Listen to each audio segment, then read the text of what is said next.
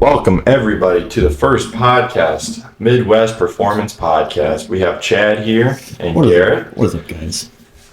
Chad, Yes. Tell me about yourself, man.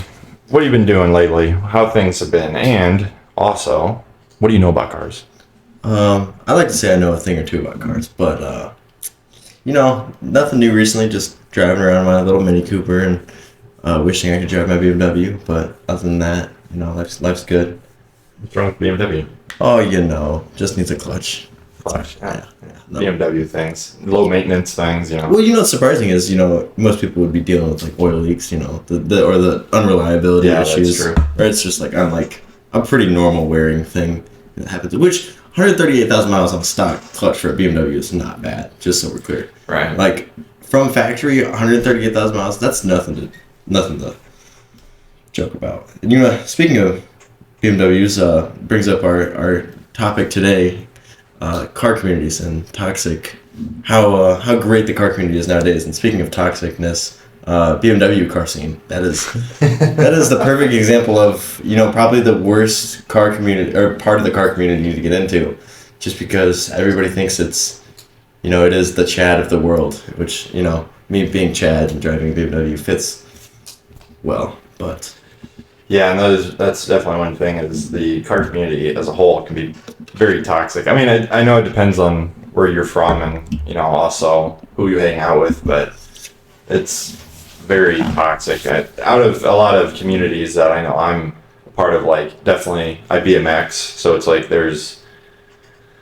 that community is very friendly, and a lot of people are just, they know where you're at, and they don't really care about, how much money you put in something, or how much time, or even if you know what kind of tricks or like that. And that's the thing with the cars. It's like some people, they're just so, like, oh, if you don't know how to drive manual, you're not really a car person. It's like, that's wild, or just anything like that. Or if you don't spend this much on a car, it's like, can you even say you're in a car community? It's like, it's very much so about numbers with cars, but I think it's a general consensus that, a lot of those people that came from the skate park are in the car community now. Like, yeah, I feel like me and some of my best friends who started, I was a scooter kid, whatever. Mm-hmm. Others were BMXers, but like, we all like cars now. Like, whether like our skill-based ranges, but like, we all have a general consensus that we like cars, and like, we consider ourselves a part of the car community.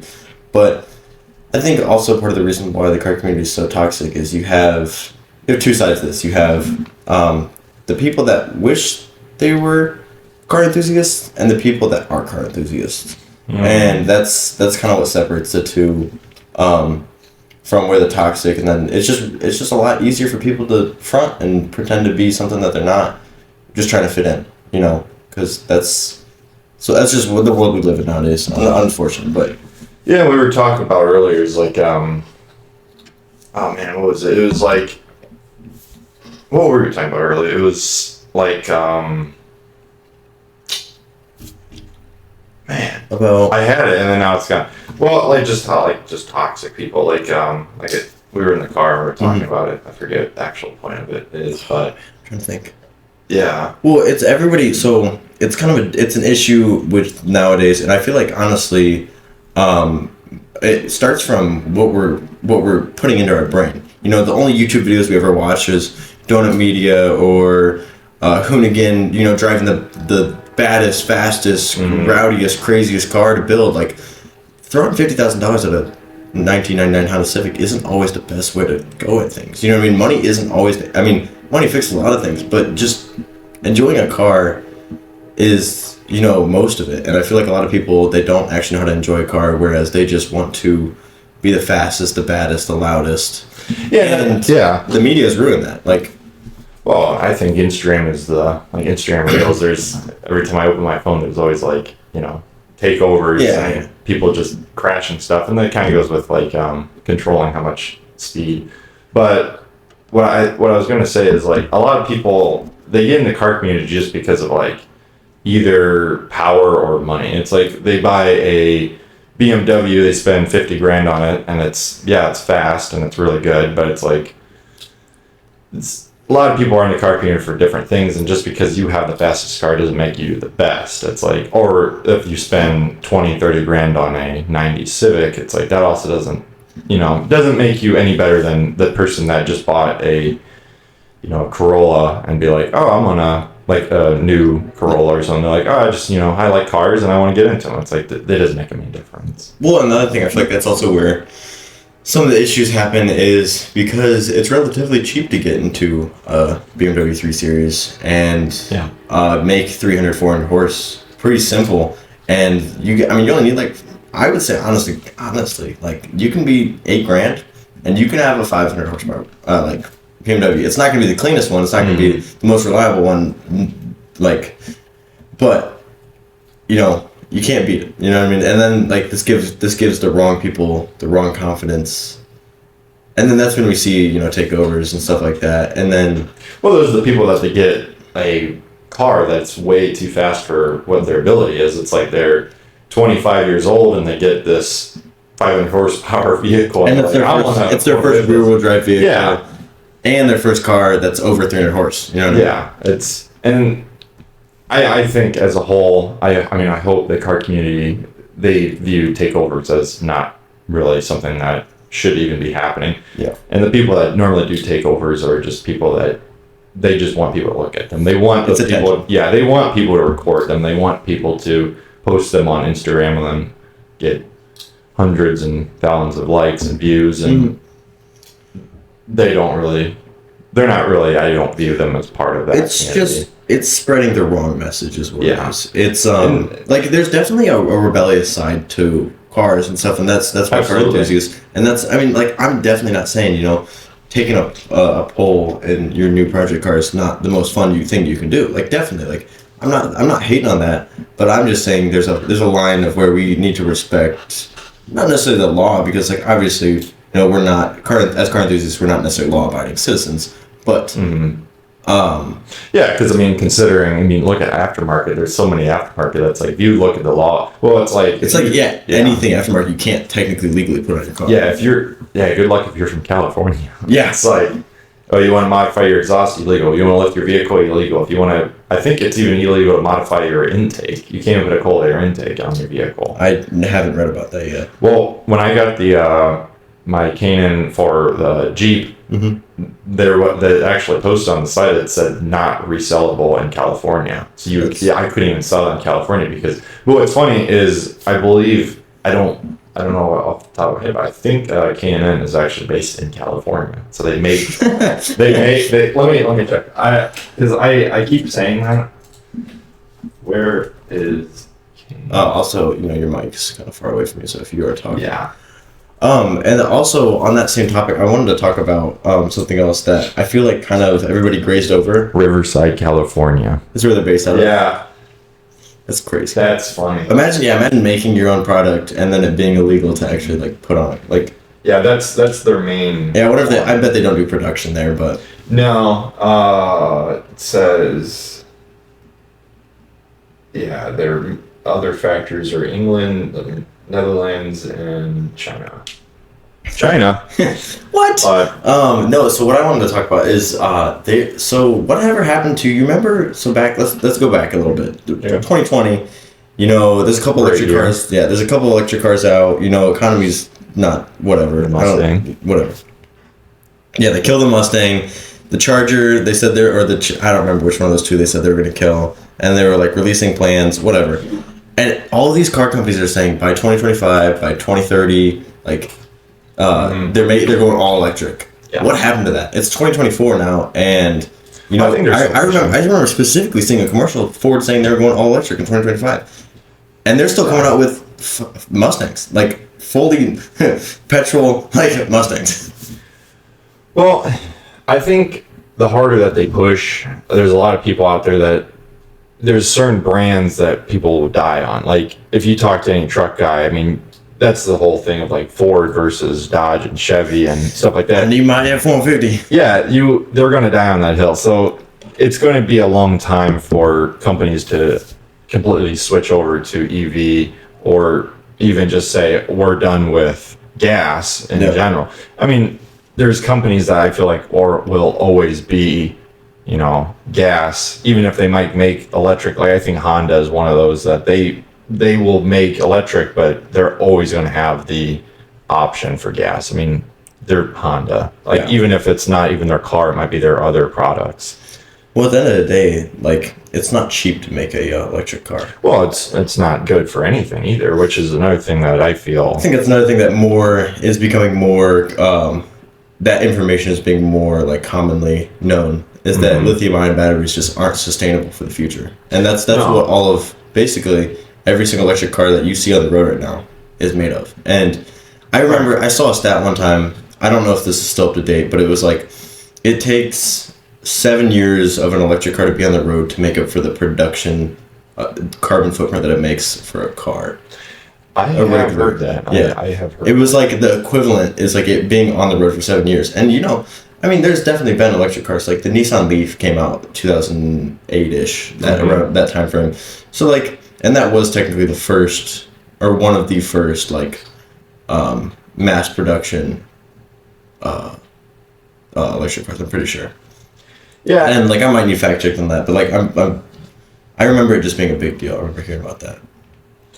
Yeah, and I mean, another thing is like there's a lot of vehicles now that they're doing like kind of like a hybrid thing. I think that would be the best way to go. Oh, I love hybrid. I love that. Yeah. Yeah, because like I know like the new Jeep Grand Cherokee they're making you can actually toggle back and forth. So if you wanted to drive highway, you can drive gas, and if let's say you want to go more back roads, or if you just are doing town, you can switch to your battery, and you can actually toggle in between. And I think that's a great thing for car enthusiasts as well, because as a car enthusiast, we want control. That's why we like manual cars. That's why we like that's a similar thing. Like, I mean, not to sound like weird, but like that's how it is. We like the control of our vehicle. Yeah. And being able to put it, where most people wouldn't. You know what I mean? We like taking that corner fast. We like hitting the gas a little harder at that green light because I don't know, we just are built that way. It's just car enthusiasts. Like, it's just what we like. And I feel like if car manufacturers were like, hey,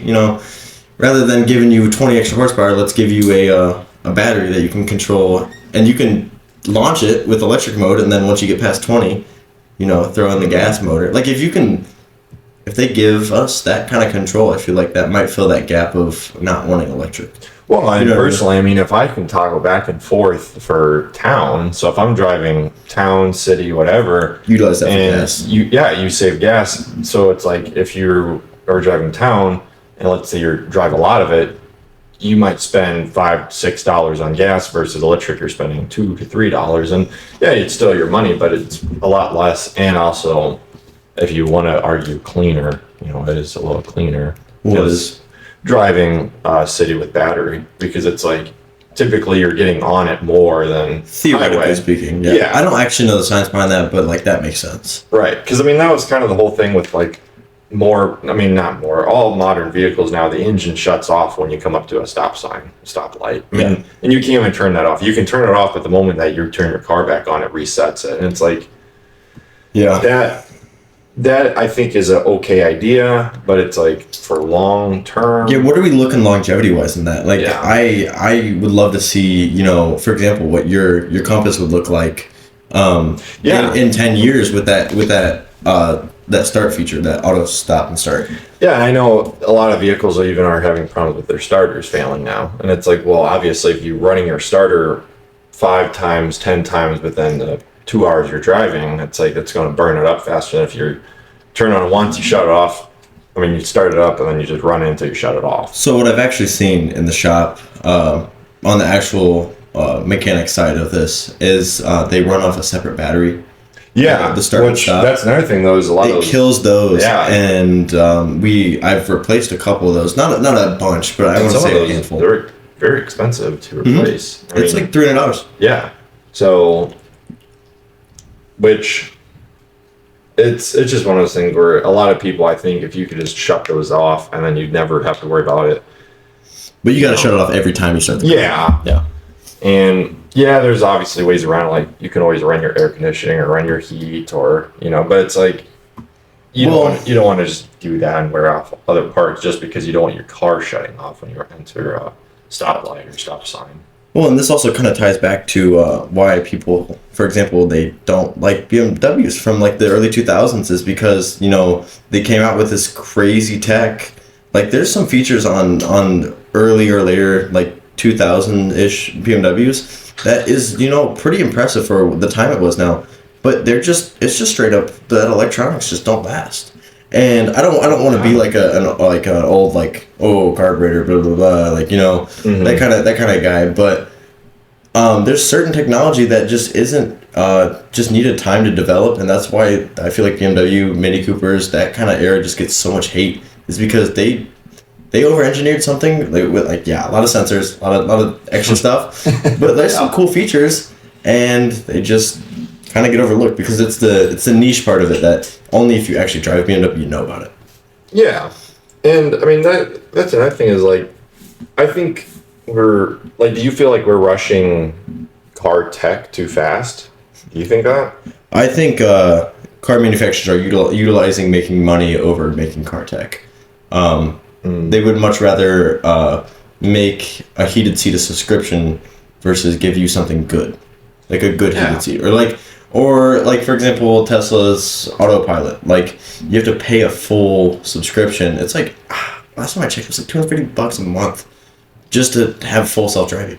Well, that's another thing that I think the Teslas are pretty cool, but I know it's like the Cybertruck, like I believe the 4-wheel drive, it's like sent out as an update. Like it's not even out yet, and it's like that's crazy to think that, Yeah, and they're gonna make you pay for it too. Right. Yeah, they're not. That's just such a hard thing about the car world nowadays. We were talking about, this is what it comes down to. We're talking about how toxic the car community is. It's just because people, it's such a wide range. People just don't know how to accept other people. Mm-hmm. Yeah. And I mean, going with the electric stuff, it's like, I just feel like personally, we are rushing that tech. I mean, think about 20 years ago, cars still had cassette tape players in their car, and now we're talking about. We don't even have CD inserts. We got rid of CDs. I mean, most people don't even own I don't even own a CD. I know that, but it's like at the same time when I had my '06 Escape, I actually put a cassette player in there just because it's like I like that. Nowadays it's like you have a touch screen. And by the way, half the touch screens are horrible. I mean, just today I had problems with the stupid Uconnect system in my Jeep. It's like you want to connect your phone. Half the time I try to connect my phone, I have to repair it every time. And then it's like there's these laws that you can't be on your phone and drive, but yet they want us to try programming the screen. And it's like, thanks. But some of the tech, it's nice. I think like the adaptive cruise control, I use that a lot. That's very safe. I've never had problems with it. There was one problem I had that someone turned in front of me, and then it was doing its job, and it just got too close, and then it like started applying the brakes for me. But it's like, and it's just because it detected that I was going to get into a crash, and it's like, But that's one of those things. It's like in 20 years, maybe you would actually think, oh well, this person cut him off. I'm not going to just go into crash mode and start hitting my brakes, and because I just personally didn't expect it, and then it almost made me get into a crash because I got so scared that because what it did is it started like having this really loud chime, and then it took over all my screens, like kind of flashing like a red, and it's just like, wow, okay then. But there's just there's almost too much tech in cars now, and just like everything else, everything has to have tech. I mean, your refrigerator has to have tech, your dishwasher has to have tech, everything has to have tech anymore, and the car is just one of those things where I think the more flashy, the more tech you have, it's almost like the BMWs in the early 2000s. The more tech you have, it just means that you are more wealthy. And half the time, half this tech it's actually cheaper to make. It's cheaper to put a screen in than put actual buttons. Well, yeah, and then they're broken now. Well, and that's also partly because people don't know how to take care of their stuff. No. But that's a whole nother part of it. But circling back to toxic car community, it's difficult because a lot of the greatest cars that were ever made are so simple. Like you think about like, I don't know. You also look at like what your average like car meet looks like.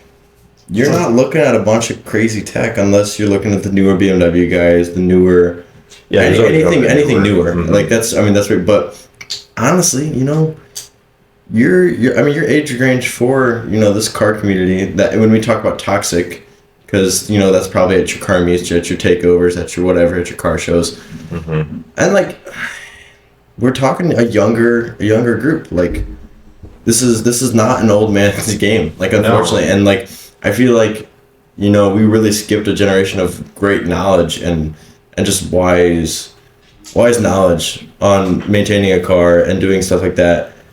Just because half the fun of it, if you actually are a real car enthusiast, is fixing it when it breaks. You know what I mean? Absolutely. And I feel like that's also where a lot of things get a bad rep. Like everybody will always love Toyotas because they're reliable, which they are. But I mean, they still have their problems. If you don't take care of them, they're still gonna be junk. And like I also feel like early 2000s GM gets a bad rep for that too, because everything they make now looks like junk, and that's just because they were taken care of off of it. Like you know what I mean? You can see. I mean, for example, you talked about the other day you saw a Pontiac Vibe that was super clean, and you were just like you were put to awe because you never see them. You never see them like taken care of, nice, right? And I feel like this all adds up to the reason why the car community is so. It's just because it's so diverse. Yeah, and most people don't know how to accept, Yeah, and there's always going to be those people that they're just big ballers. They're they have money, and then they're going to be like they're going to buy that $50,000, $60,000 car, and then they're going to be like talking down to the people that don't have that money, don't have that car, and then they're just like if you get on social media. I know social media is toxic as a whole, but there's so much things where there's younger people that they're just making fun of people that have certain vehicles, and it's like why? Like they have a vehicle. Why do you hate that much? Or that TikTok you were telling me about how the guy had saw that car and he like saw a Facebook Marketplace post and he was just dogging on this guy. He was asking for a trade for like a 4-door truck versus his like 2-door. Yeah, it was a Chevy Silverado, like a 2005, and he just wanted a trade only for a 4-door truck instead of his 2-door, and this like 20-year-old is just ripping into this truck because it was like not clean. And it's like, why? First off, let's boil this down. Why do you care? Like what made you say I have to stop my day to record myself crapping on someone else's car?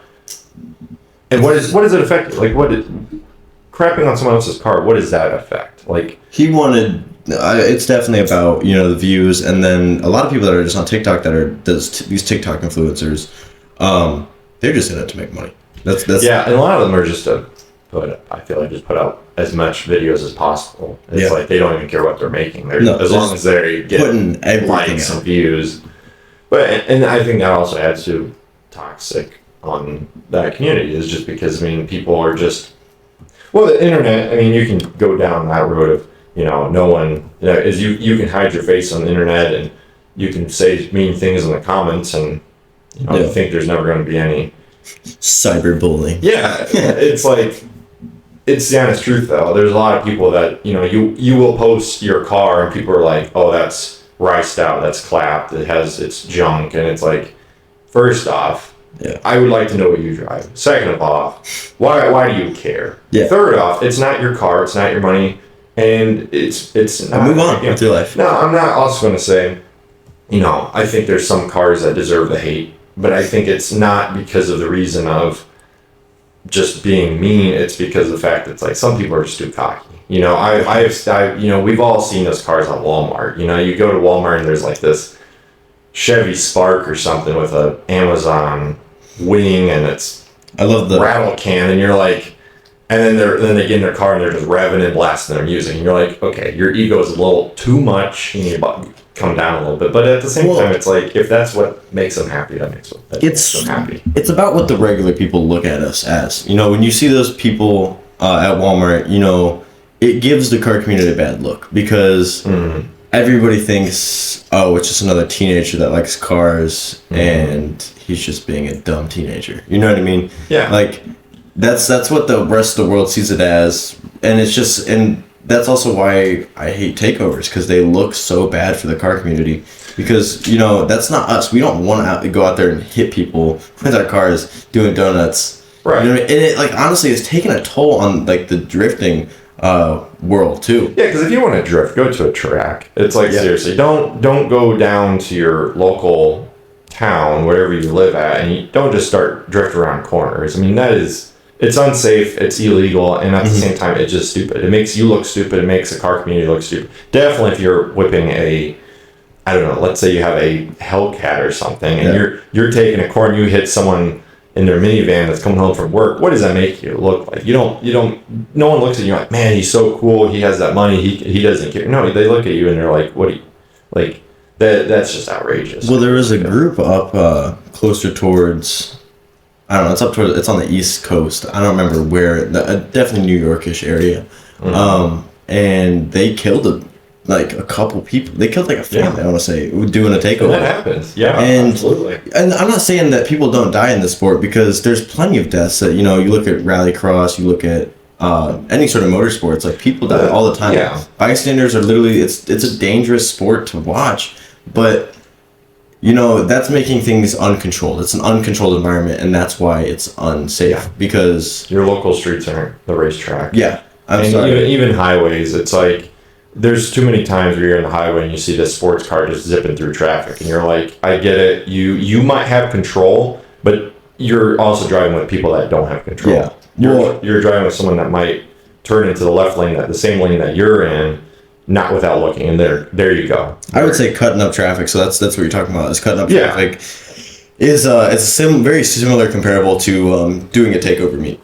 Yeah, it's just one of those things that's stupid, it's irresponsible, and it's just, you know, there's too many people that I feel, you see so many videos online about that, and it's just like, I don't know. Well, it's easy to do. It's the easy way to do things. It's 10 times more easy to go and hop on the highway and do a 100 or a top speed run or cutting up traffic than it is to, you know, drive to the track, then get your track pass, or get certified to go to the track, or even they do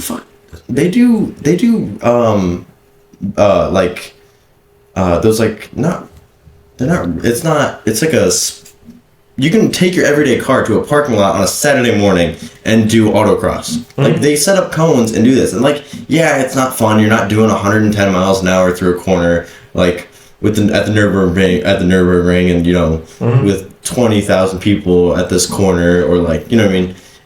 But it's very easy to get into, and there's a lot of opportunities that people just kind of look over, that, you know, you can, it's just look it up. Type into Google nearest track near me or next event. Like, these controlled environment events are very easy to get into.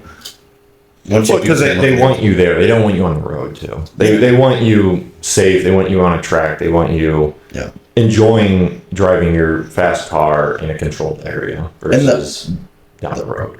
The other thing is, once you do that, you know, you unlock a new skill. Like, I'm not going to say, you know, I'm not saying you're a professional race car driver, but if you go to the track, you know, there's money in this industry. You know, there's reasons why that, like, their race teams do exist, because there is money in this industry. And I feel like if we take it back, you know, God, once again, I'm talking about how things used to be in the olden days, you know, because they're not the same.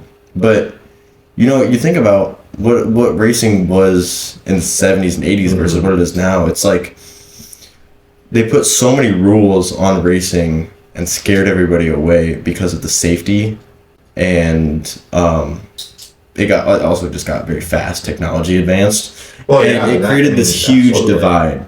And, you know, there is those filler gaps. It's just not as commonly known because not many people do it. And so I feel like if like as a car community, we can make that change, you know, and, you know, then I feel like if we promote those, more racetracks will exist. More things will continue to be built, you know, if we continue to support the right way to be a car enthusiast. And it's definitely, it's hard for me to say that like the right way, like, because there's no right or wrong way to do anything to an extent, but killing people is wrong. End of story. Oh, absolutely. Like, you know what I mean? Don't drive fast. I mean, that's another thing. You can drive fast, but drive safe. Drive in an area that is not a town. And that, I mean, even driving fast, it's not saying it's hard to say don't drive fast when, you know, I like everybody knows like that you've done that. Like, that's how it is. Yeah, I mean, everybody's driven fast, but what I'm trying to say is like just controlled areas. Like, just don't, you know, just don't do it irresponsible and just go to a track. You know? Yeah, it's like, you know, and that's the thing, and that goes back to like also the speed of cars. It's like, you know, typically those people that do spend 50 grand, 30 grand on a Honda Civic, yeah, I hope that they're doing engine mods, but at the same time, it's like they're not going to be as fast as a stock Mustang. It's like, you know,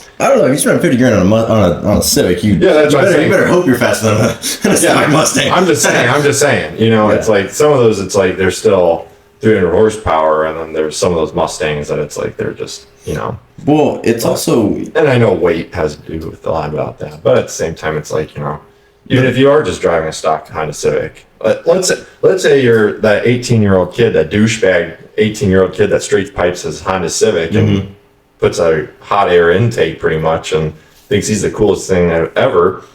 He's still having more fun, and honestly, he's doing it more safely because that thing can't even get above 100. We were talking about this earlier. I love driving a slow car fast than driving a fast car fast because you actually get to wring out the power of a slower car, you know, revving through the whole rev range, hearing all your gears, then versus, you know, a 1-2 pull, and then you're doing double the speed limit. Like, and obviously there's a like a disconnect here of what your purpose is. If you're buying, you know, you got to figure out what you're buying your car for and what you're actually going to use it for. And that's why I feel like so many people talk about, oh, well, just buy an LS, do a couple bolt-ons, buy a 5.0, do a couple bolt-ons, BMW, same thing. Mm-hmm. A flash drive, like a tune, an email, a tune, and a downpipe. You know what I mean? Mm-hmm. Well, the email's in the tune. But, like, it's what you're actually using it for is so important. And people need to understand, like,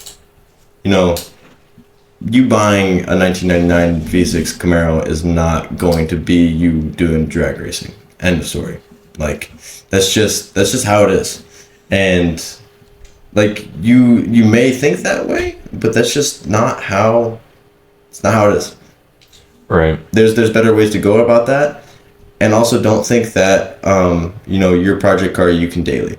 That's another thing I was talking about. Absolutely. And I mean, you can call that toxic, you can call that, but that's just one of those things that's like, it almost kind of pushes you to be better a little bit too, is like, if you buy a car, like an expensive car, and then you brag about that car, that's your daily. And if that breaks down, you're done. You're done. Yeah, kids still need to go to school. Yeah, you still need to go to work. You still need to go to school, whatever. Yeah. But when you buy even let's say a 15 grand vehicle, you can more than likely still afford to get a beater to get to work. If you want to spend 15 grand on a car and build it up, put how much of money into it, and you want to buy a car that's 5 grand and use that as your daily, I think that's the best way to go upon it. I did the opposite, but at the same time, it's if you spend 50 grand on a car, you don't have much wiggle room to buy another car. Maybe you do. I say we bring it back like way down in price range because, like, I'm just saying, you know, like, it depends on how much you want to go for. You know,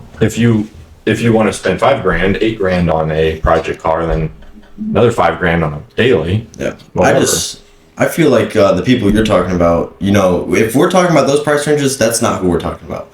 We're talking about the people that their price range is literally from $500 to about $12,000. That's their price range. Those are the toxic car community that we see. That is true. That is very true. And if it is a car that's more expensive than that, they're pulling a loan out on it.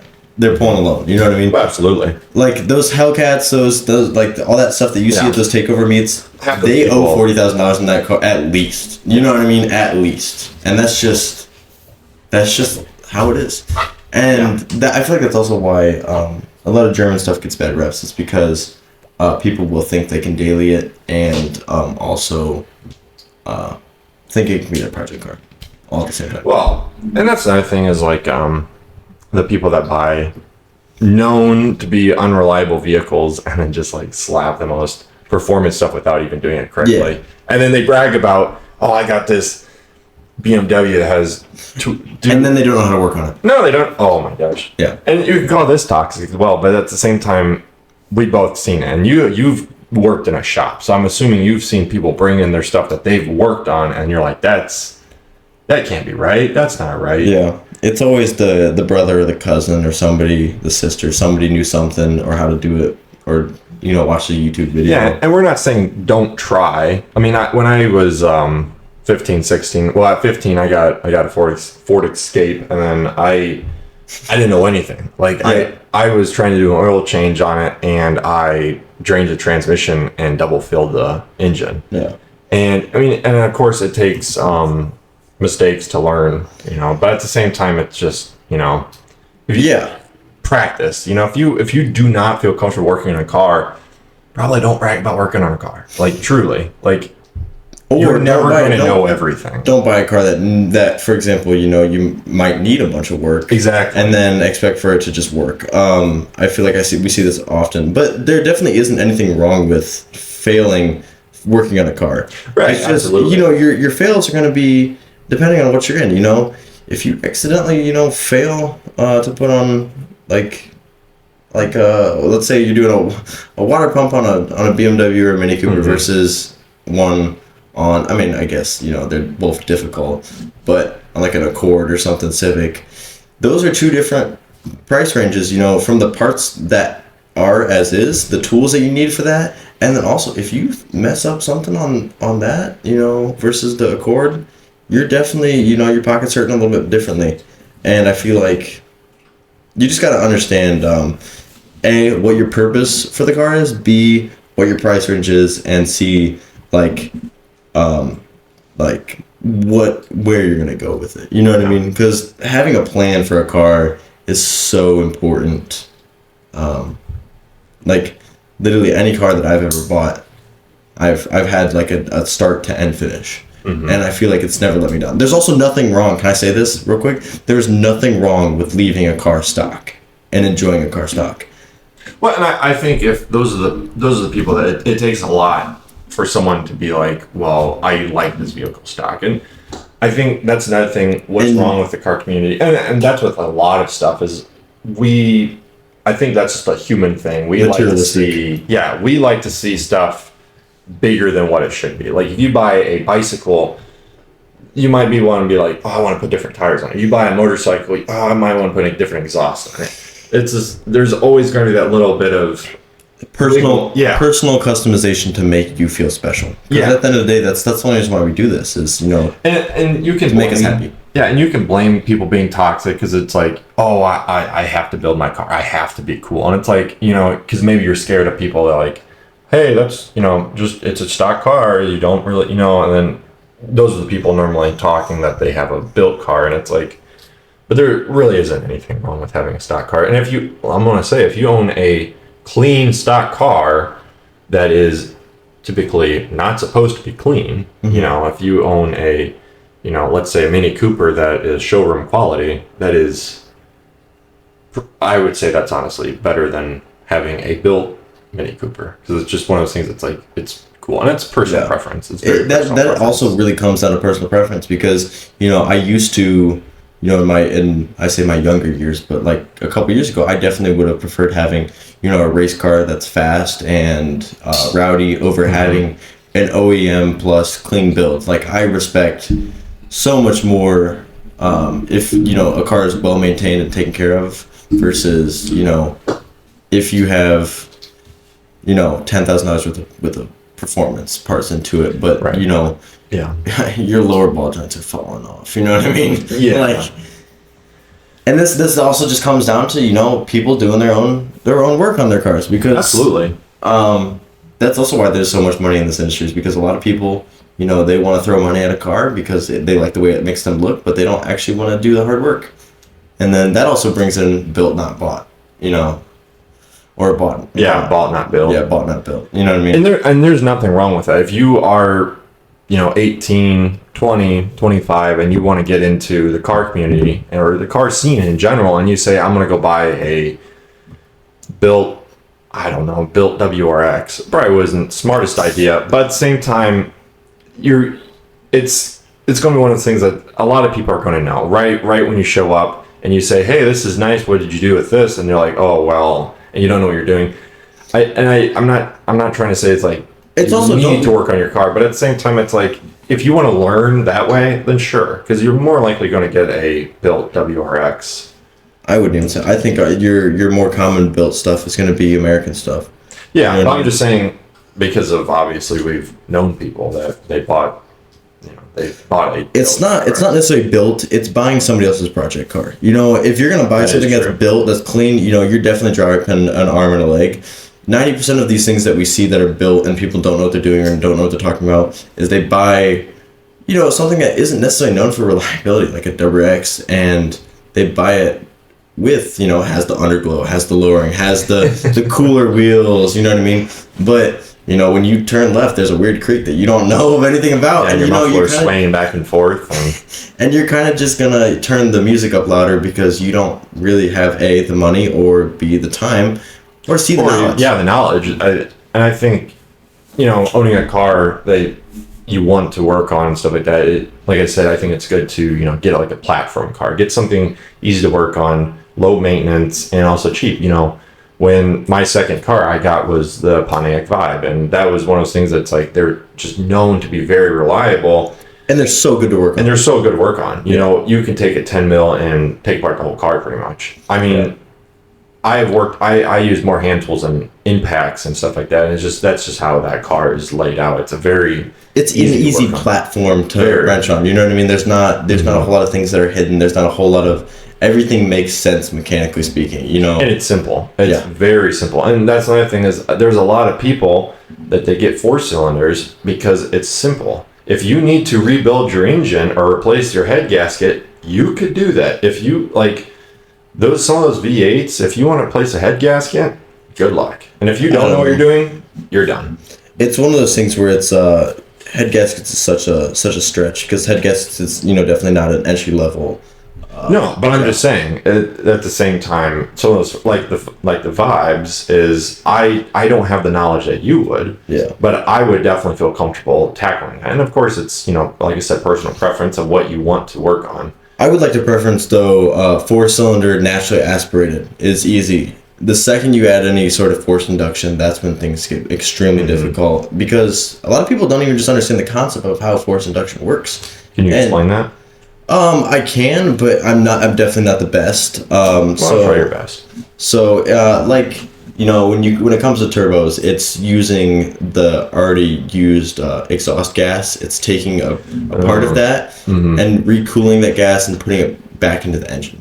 Okay. So basically, you know, that's why you have a hot and cold side of your turbo. You know, there's two sides that spin, I guess. But and then superchargers, I don't actually know. See, I literally like I haven't taken that class yet. I'm a college kid, you know what I mean? I take forced induction class next year, you know. I will have that knowledge. And the other thing is a lot of people, like, this is also where the toxic part comes in. People claim to know more stuff than they actually know. I'm saying my knowledge stops there just because... never go outside your knowledge zone. That's like a big one. Is like, don't act like you know what you're talking about. Like, you know, maybe you want to click off this, you know, this podcast now that you heard that. I don't know that much, but, you know, I feel like just an honest, truthful person is 10 times better than somebody that's going to... But the thing is, you have experience, and I don't have all the experience, but I have more experience than I would feel some would. But the other thing is, we're still open to learning. We are still learning every day. We are still going and tackling new projects, new things, and our brains are, our arms are open to learning more stuff 24/7. Right.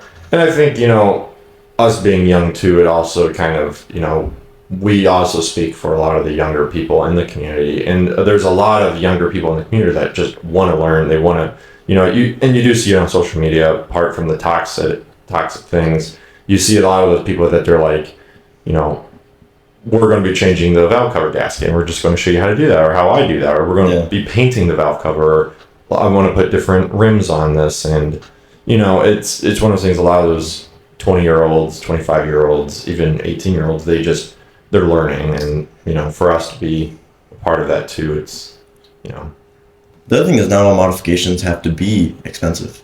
Absolutely. A lot of these, modifications, especially if you're getting, if you're a high schooler and you're getting a cheap car as is, you don't have a lot of money, and nor do your parents want you spending a lot of money on this car that you adore, that you love this car, and you want to do so much to it. You see yourself in 5 years building this thing from the bottom up. You have this crazy envision, but there's ways that you can start, you know what I mean? And start simple. And then I feel like that's also leads into another topic of how hard it is to actually get into the mechanic side of, like, you know what I mean? It's not, and maybe it's just where we live, but like, it's one of those things where I feel like, it is not an easy thing. It is harder, I feel, out in the Midwest. And I don't know, maybe that's just the rust ban, because it's like you have a lot of cars that are just awful to work on. They're horrible to work on, so they scare people away. It's like, as easy as it is to change your brakes, some people might get scared when they can't even get their caliper off. And I feel like it also probably changed, when, being a mechanic used to be the job for the kids that didn't understand, how to be a scientist or some stuff. You know what I mean? Like, it's very. Whereas now it's, you got to go to college, otherwise you're not getting paid anything. You have to go to college. You can just get into a shop, I feel. And you could get into a shop, but it just, it's not going to be. But that comes from parents. I feel like if you have parents that, were in the car scene and they grew you up and taught you everything and they had a connection, you're set good. But it's just the car enthusiast that wants to either be just a car enthusiast or a car enthusiast that wants to be a mechanic usually ends up not liking cars after a while. But that's a difference. Also, I do want to say, and this might be toxic, but don't call yourself a mechanic if you learn off of YouTube. You know how to work on cars. I am in the same boat. I have learned a lot from YouTube. I have learned a lot from, seeing it. Also, you have helped me through a lot of the stuff. I would never call myself a mechanic. I say I know how to work on cars. And a lot of times whenever I work on someone else's car, I'll say, I'll take a look. Not saying, oh, yeah, I just start talking about it. It's just like, because sometimes I don't know. Will I figure it out? Absolutely. I have done a lot of stuff that you've even said that it surprises you what I have done. Like, there's a lot of people that are taught, and there's a lot of people that want to learn, and there's some people that just take action. I'm one of those people that kind of like, I take action, just do it. Yeah. There's so much talk. There's so much. Yeah. Because like for me, when I bought the Vibe, I was like, man, this thing, it's scary because the rear axle bushings are just horrible. And, just one day I took my axle off. And it's like, you might be listening to this and you might be like, oh, I've done that with my truck. I've done that with my car. But you have to understand where you start. I don't know. I've never done that. And I watched maybe 3 videos and like, that looks easy. And it was easy. I'm not going to say it wasn't, but at the same time, everybody's different. You might do that and be like, oh my gosh, I did that. Like for the longest time, replacing my CV axles was like the biggest flex. Because like saying, I, by myself being 17 years old, I replaced my CV axles. Yeah. I didn't know anything. I thought I broke my car once it started dripping out oil. Yeah. But it's like, It's one of those things where it's and this is also where it comes back to having your daily driver also be your project car, because you learn best by literally taking something off, putting it back on, and either it breaking or it not working, whatever it is. You literally taking apart your car and putting it back together will give you more knowledge than a lot of, because it is all repetition work. The only reason why I got even somewhat good at working cars or diagnosing cars to the level that I'm at, which I'm not saying I'm like anywhere good or anything, but it was just out of repetition. Like I changed brakes for 3 weeks in a row, you know what I mean? And then now I understand when a brake, when a caliper seizes or you can hear certain noises from, I know that's a backing plate or something. Like, you start learning those things because out of those wearable parts that, you just consistently do more and more and more of, you eventually, it's such a slow process and people just don't understand that. And once you start getting a hang of it and you start recognizing the problems, it is a very good feeling. And, there's a lot of things where it's also nice just knowing. Like, someone might come to you and be like, hey, my vehicle it feels a little laggy when I start accelerating, you're like, okay, well, that could be a few things. You have some things on top of your mind. It's like, that could be caliper, that could be vacuum tube, maybe something's not breathing correctly, It's just something that is nice once you learn, and going off what you said with getting a car that isn't your daily, you can just go out after work, after school, grab a wrench and just start messing around. And it doesn't matter if you don't finish it or whatnot. You know what I mean? And that's another thing, is that it will become very stress-free when, let's say your check engine light comes on and you need to replace some vacuum tubes. Well, that sounds simple. Mm-hmm. Well, now you're stripping apart all your intake manifold to get to this one vacuum tube, and it's 7 o'clock at night and you have school in the morning. You're like, oh crap, I gotta drive this. And then now you're struggling, and now you put it back together, and then you're like, I hope I did that correctly. I think that's a very important part, for a lot of people, just kind of experience maybe once or twice, just that rush. And also it drives a lot of people to be like, well, I want to learn more. But it also can scare a lot of people away. When I had the Escape, that was my only car, and I had to change my spark plugs, and I had to go to my grandpa's shop, and it was like, they're not easy. If you replaced spark plugs in an Escape, it's definitely not a 20-minute thing. You have to take the whole entire intake manifold off. You have to take all the wiring harness out just to get inside, because how the spark plugs are mounted, they're mounted by like the firewall pretty much. And it's so it's so hard to get to. Well, is it transversely? Is the engine transversely mounted in the? Yeah. So the front, because it's a 6-cylinder, the first 3 is facing you. The other 3 is on the other side. You cannot get to it unless you take those parts off. And I mean, it was just kind of stressful, because it was like 2 hours later, you finally get to the spark plugs, and you're like, oh well. Yeah. And I remember that day, I had like planned to go to dinner, and it was like 4 o'clock, and the dinner was at 5, and it took me 2 hours to take it apart, and I'm like, oh my god. And then ever since then, I was like, I hope I put everything back correctly, because I just had to rush it, and it's just, but that's how you learn. That's how you learn absolutely. The best is, it's never comfortable when you put yourself out there in those uncomfortable positions, and that's what a lot of people don't want to do. A lot of people don't want to do that, because that's hard. That's just hard. Like, just plain and simple, it's hard. And I'm not saying that, like, not calling anybody, a chicken, or like, that they don't. Yeah, you are. But like, literally, like, it's a simple process. You gotta fail before you succeed. Like, it's just name of the game with anything in life. I feel like this just applies to like just life advice. Like, this is just how it is. Yeah, absolutely. And I mean, it's back to like the rushing thing, is there's always going to be, I have the kind of like a joke. It's like, there's always that one bolt. Like, you will be, you're like, oh, it's like, I have done the most easiest work. Like, I remember I was working on the 5, and I had to take the quarter panel off, and I was like, it's the quarter panel. There's 5 bolts.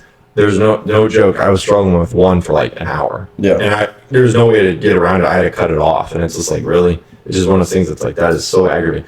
Like, or even, not everything is easy as sometimes it sounds. Like, if you and those videos that they show on YouTube are always 10 times faster than what you can do. Oh my gosh. Well, I never really realized. I wouldn't say it's hard now, because I've done it so many times. But like, changing out a caliper is not really that easy. It's one of those things that's like, because when I first did mine, it was on my girlfriend's Ford Taurus. And you started with a normal brake job, and I was doing the brakes, and I realized, oh, well, her caliper is seized up. So I took it off. Well, if you've never done bleeding brakes, it's kind of one of those things that it's really better if you like, if you know someone that knows how to do it, or because there's so many different ways to bleed brakes. You can, use a device. You can do an old style way that I normally just take a little bit of like a can, fill it up with fluid, and then just bleed it that way. But because I know we've even had some disagreements on what was it? It was your clutch. Slave, it was a slave cylinder, leading slave cylinder. But so that is just one of those things that you're going to run into a lot of problems. Even if it's so simple. You're like, oh, I'm only taking my car seat out to clean it, and then you can't. Maybe you can't get that one wire harness off, or you can't get that one connector off. And it's like, man, I'm gonna have to disagree on you on the caliper situation, just because maybe it's because I've just done it so many times. like I said, once you're in the field, you'll understand. I feel like this goes with anybody. You know, those that thing that may look easy to some person may be really difficult to you, and that's just purely because somebody had more experience, and that's how it is. Yeah, like I said, now looking back, it's one of those things where I was like, man, I just didn't know what I was doing. Yeah, and that's completely okay. Every single one of us will be there. Every single one of us will be at that point where it's like, I look like an idiot right now. I don't really know what to do. Yeah, you know what I mean. End of story. It's how you learn. And I'm gonna be honest. Some cars just like to throw you off. I mean, I did an oil change. Auto. Yeah, I did an oil change. And I was like, oh, well, everybody knows the top line is the fill line. You want to bring the oil to the top line of the dipstick. Mm-hmm. Well, my model, it wants you in the middle of the dipstick. And it's just like, not many vehicles. And then I looked up on like Jeep forums. A lot of people are saying the same thing. Like, that is such a bad design. Like, why would you do that? And it's like, I'm not saying that's, I double filled the engine like I have done before, but at the same time, it's one of those things that it just makes you feel like an idiot, and it's kind of humbling because you're just like, okay, well now I know, great, done, over. And that's just with a lot of stuff. I mean, there's always going to be that little thing where you think and then you just get humbled because your car's like, no, actually, like. That's where the toxic side of this comes out, though, is because people's insecurities, they let that actually affect them. You know what I mean? Mm-hmm. Absolutely. Because not the end of the world. Like, you double fill your engine, that's fine. You know what I mean? Yeah. Like, fix it. Yeah. Don't drive with that. But that doesn't give you the excuse to make fun of somebody else's stuff just because it's cheaper, because they came at you and said what they said. Exactly. That doesn't give you the right to, shit on the whole car range. Exactly. All right, I wanted to ask a question. All right, go ahead. What are the 3 most toxic car communities? That could be a brand, that could be a grouping. Oh boy. Let's break this down. Boy. There we go. Top three. And why? You got to give a valid reason. All right. This can't be no like. So I already got my one. Hearsay. I got my one. And you're gonna hate me for this because you're part of this. Mm-hmm. I think BMW.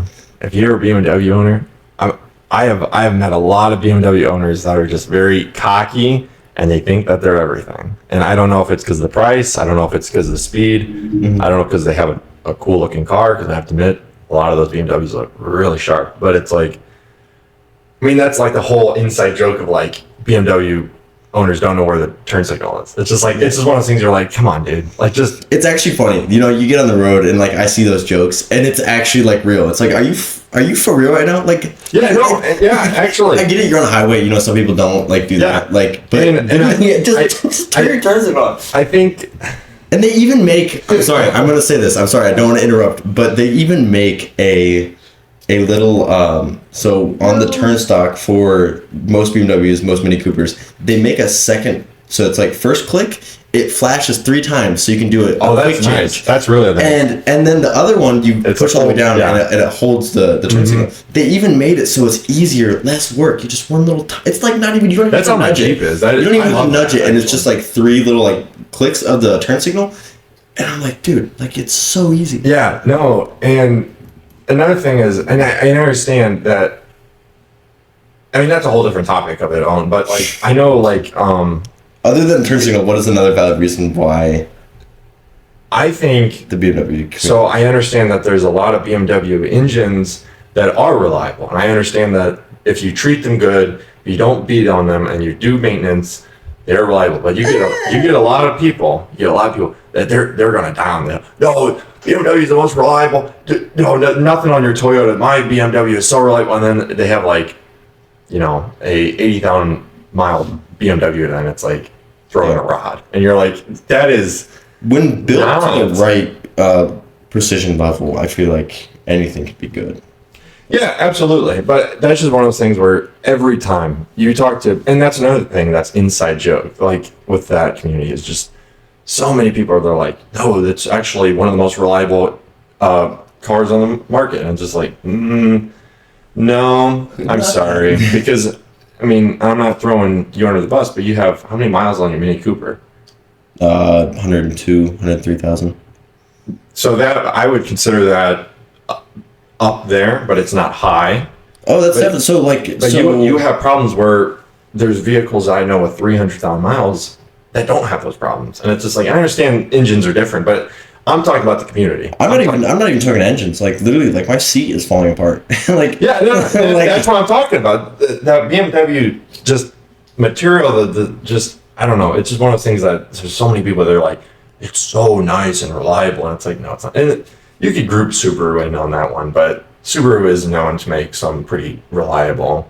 I've seen some pretty high mileage Subarus. Once again, when put in the wrong hands, anything is Exactly. possible. You know, Subaru is a perfect example of that. So you want 3? Yeah. I don't know about toxic, but I just maybe like Volkswagen. Really? I think a lot of people that drive them, they're just like just really loud, very just people that they're like, look at me, I can make my car spit flames, and it's like, okay, all right, that's cool, but Are you talking specifically golf people, or what I are you think doing? golf, I think that is really big. But you can go on like, what are they? The Beetle? I don't know. I don't Yeah. What care. about the people? Those people are like, God, I'm not trying to make fun of. I'm not bringing politics into this, but at the same time, it's like some of those people, they're just goobers. Like, Yeah. I'm sorry, but they're just weird. They're just a little goofy, you know. Yeah, and I'm not trying to be toxic myself, but it's like it's You were just. talking about being toxic and being toxic. But I'm just saying this is opinion based. Yeah. If you drive any I like WRXs, I like Foresters, I like oh my gosh, what was that one truck thing? Yeah, the Subaru. Oh yeah, oh my goodness, what's that called? So it's the B, isn't it? Yeah, Baja. Yeah, those are cool. Like, there's a lot of Subarus that I actually was going to get a Subaru instead of my Jeep. And I'm not going to talk about reliable with my Jeep, because Jeep is not really known to be reliable either, unless it's talking about the 80s and 90s. But anyways, Yeah. I don't know. There's something about that. What's your third? Third. You put, so BMW's your number one. Yeah, absolutely. Okay. Volkswagen. And then I just every time I Volkswagen's your think number of, two? Yeah, every time I think of Volkswagen, I always think of like just Das loud, Auto. just loud people that just like they love their car a little too much, and it's just like I like I said, personal preference. I just don't understand it. It's just one of those things. You're like, okay, it's there. Some of the like I think the Golf is pretty cool. I've never owned a Volkswagen. I've never driven and one. I've never owned one. They But seem extremely complicated for no reason. Like any of Yeah. the ones that I've ever worked on, like okay, for example, there was this lady who kept coming to the shop, and she literally keeps blowing a turbo every 10,000 miles, and it's because she'll go over her oil change, 2,000 or 3,000 miles over her oil change, and she'll blow a turbo, and it's just one of those things where it's like we once again, I feel like once you treat them right, they can be reliable in the right hands. And I feel like this goes with any cars. But what's your third? man, toxic. I don't know about brand. Just groupings in general. I'm gonna say it, but the trendy truck guys. Yeah. I'm a truck person. Mhm. I love F-150s. I love Power Wagons. I love Power Dodge Wagon's Dakotas. I love Power Wagon's not a truck, is it? The my Jeeps? dad. No, that's Oh, the, yeah, not yeah. Dodge. Yeah. Sorry, Ram. Yeah, that's never mind. That Those things was are beasts. My bad. There's a Hemi in it. Yeah. Nice. Oh, okay. Hemis are everything, but it's a really fast truck. Yeah. And it's like a tank. But no, I love a lot of trucks, and I really want my next vehicle to be a truck. But there is something about The truck community. that truck community. I would say like trendy. I use the word trendy because of the fact that they have to have everything like trendy. What do you mean trendy? Give some examples. Like the big thing trend now is like white. Like your truck has to be white bumper, white rims, white, and it's just one of those things. And then It's they're flashy. Yeah, very flashy. And those are the same people that am I going to admit that it's dumb? No, because I'm a truck guy. But like they're just doing burnouts and parking lots and just revving their truck, and it's just one of those things. They're loud, and I'm not saying you can't have fun with your truck, but it's just one of those things that then they're going to get.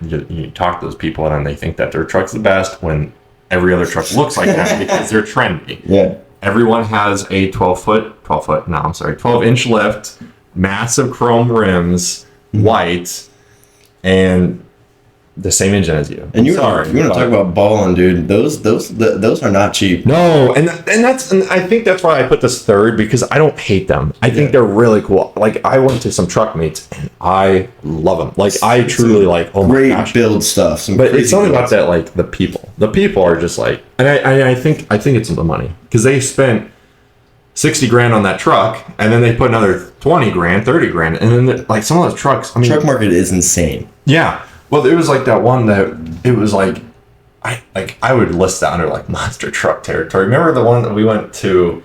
It was like, you're talking about the really lifted one. Yeah, the really lifted one. Yeah. And that was like, you could stand in the. So for the listeners, this is like a Ford F-250. You know, I want to say early mid 2000s. Yeah, absolutely. And you literally could stand on the wheel. On the top of the wheel and not hit the top of the fender. Like, you could, the wheel well was so big for a 5'11" me, I could stand in there and not touch. Like, if I would sit that's down, how lifted off the ground. If you would just sit down in a normal chair, you could sit underneath the truck. Oh yeah, easily. And am I going to say that was ugly? No, I thought that was the coolest thing. I thought it was cool, you know, for the fact of the matter that it was, you know, $120,000 worth of modifications at that. I mean, like, at least. Everything was chrome on it, and like I said, trendy. So it was like white, and then it had like chrome on it. I think the drive shaft was even chrome. Yeah, it's like it was one of those things. It's like, it's so cool, but at the same time, it's like, I don't know, it's just a lot. But I think that's my list. Of course, you could put like Jeep owners in there, but like I would put like the basic, you know, white girls in there, because it's like they think they drive a Jeep, so they think they're in like, oh, I can do anything, and it's like, no. Yeah. But if you talk about the off-roading Jeep community, they're pretty chill people. Like, if you ever talk to anybody that has an off-roading rig, because they're just having fun. You know, they hit the trails, they go get muddy, go home, and they're like, that was fun. You know, they're not out there just to be like, mine's better than yours. It's like, no, it's whoever can get it. Like, that's the thing. If you're building an off-roading rig and you spend so much money and you still can't even get across a mud pit, yeah, what's the point of spending that money? Like, some of those stock Cherokees with mud tires can do that, and your lifted truck or whatever, it's just like, they're not brag. Yeah. They're not people that brag. So for you then, since you asked me, what I want to hear you now. So my top three, you know, it better be BMW better on this list. So it's very similar to yours. It just has different kind of backgrounds with it. Okay. I definitely, you know, my first one is going to be the German car scene. And the reason why I say German is because I feel like there's so much individual hate on BMW, whereas, you know, a lot of Audi guys and Mercedes guys, Volkswagen as well, like, deal with very similar reliability issues. It's just that the BMW is, I feel like, a lot easier of a community to get into, because, you know, you can go on Marketplace right now and find your $1,500 E46 with whatever motors in that. I don't remember which ones. And, you know, that is 180 horsepower that you can get paired to a rear-wheel drive 6-speed manual, and you can slide it. Like, you can do some toxic things, you know, make some people mad, you know, make your neighborhood mad. And I feel like that's why BMW gets so much hate. But I feel like as a whole, the German car scene, you know, it's once again, it's thinking you're the hot stuff, when in reality, maybe cool down your ego a little bit. That's what it is. It's just chillax. That's all. I feel like that's all that everybody wants, you know. Your early 2000s BMW, Audi, Volkswagen, whatever it is not as cool as you think it is. Like, yeah, it's cool and you love it. I'm glad you love it. Drive the heck out of that car. Yeah. I love that you love it. Good. Yeah, it goes back to personal preference. Yeah. Yeah, just once again, you know, it's like, know your place. That's all it is. And I know like your place. Well, that's you have a bad car. Know your place. I'm not saying that I drive reliable cars, you know, but I will say that I will fix my unreliable cars. Yeah, that's the thing, is you don't have to drive a reliable car. Like, driving an unreliable car can actually be kind of fun, but like, it's great. Just don't call it reliable. I hate that. Like, yeah. I hate when people call BMW. Or like, don't expect them to do reliable car things. You know what I mean? Yeah, I have seen. Oh my gosh, I have BMW to be able to hit red line while it's cold and be okay. I have seen so many like videos, right, of just people like driving a BMW like a Civic, It's just, they're just banging off that rev, and it's just like, oh my! It's like you're done. You stop. Well, there's definitely a time for it, and it's just some people just don't know that limit because they've only been introduced to muscle car scene or Honda scene or whatever. Right, absolutely. So, what's your second one? Second one is gonna have to go to the WX people. What? Unfortunately, Really? I think they're pretty chill. Huh? I think they're pretty chill people. They get such a bad rep for people that are underknowledged, and I still to this day, I don't know that much. I don't know enough about them to even, so when anybody comes to me, they're like, hey Chad, I see this WX, this Impreza or this Forester on Marketplace, needs spark plugs, needs this, that. I'm like, I don't know. I really don't know. I've never owned, I owned a Subaru once, but it was a very short time, and I was terrified of it because of the community that it's in, because it was highly modified. Okay. Talking about, I'm not trying to cut you up, but talking about like terrifying community, Mazda Miatas. Those people are like, I'm sorry, I want a Miata so bad. Like they're like a cool golf cart, but like, good lord, that community is like. Why is that? I'm not calling them freaks because I think it's super funny, but like, they're just. I use the word goober a lot, but they're goobers. What do you so like I don't know, like it's so hard to explain, but whenever you see like Miata, like remember the time that we saw it was a Miata with like a giant crank on the rear because it was supposed to be like a toy. It's just like that. You're just like they love their car a little too much. They're out of pocket with it. They're out of pocket, and you can argue like Mini Coopers are the same way. People have a little bit too much fun with Mini Coopers, but like at the same time, people use Mini Coopers for what they are intended for. But like you own a Miata, it's like I don't know. It's like I like I said, I'm not dogging the community, but I just think those people are. It's like they're too in love with their car. I've driven them. I've driven one. I love it. I think it's cool. But I feel like that's a hard line to draw. That's a hard thing to say, is to be like you're too in love with it. Yeah, you know what I mean? Yeah, and like I said, it'd be very easy for me to tell you're too in love with the 2ZZ platform. You know what I mean? And that's very or the Ford Escape platform. That's my first car. Yeah, but no, I don't know. Like I said, I think the Miatas are really cool. I want one so bad, and and I think it's also like they're so fought over now for whatever reason. Like you can get a high mile rusted out Miata for like $5,000, and you're like, what? Yeah, and it's because of that community, because they're just like, I mean, I have seen people with like 5 Miatas. Mm-hmm. Like, what are you doing with 5 Miatas? Like, what are you doing? Yeah. Or like I said, I'm not trying to talk, but just I don't get it. I really don't understand. That is one community I just don't understand, and that's why that's kind of why I'm like making fun a little bit, because it's like it's too much. It's a little too much for me, and I'm like, I don't know, because they don't, like, a lot of them don't do anything with their car. They put that one mod that you can spam the lights, and then it looks like it's going haywire, but. The one thing that I have about the WX group is just because it's such a large range. You have a lot of also older people that are driving WXs, because it's still a family friendly platform, but those people they have a job and they have a stability where they can buy that $40,000 new WX, maybe put some nicer wheels on it, do that and stuff like that, and they still take their stuff to the dealership. And then you have the next owner, literally the next owner. He will take that 60,000 mile WX that he probably paid his whole life savings for, and he will ruin it. He will ruin it with eBay mods and eBay mods. Well, that's just how. No, yeah, and I get it.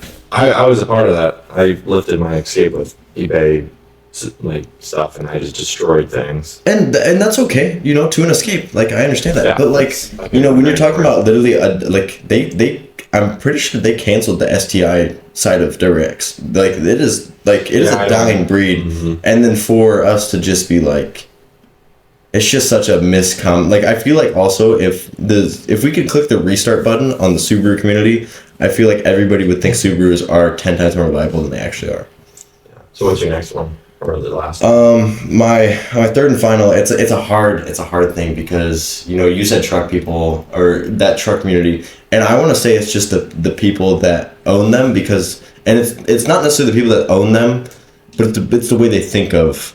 So I want to use that as my third. It's the way the truck people think of other cars, but that's just not solid enough ground for me to count that as my third. So I'm gonna have to say, like, I'm gonna agree to disagree.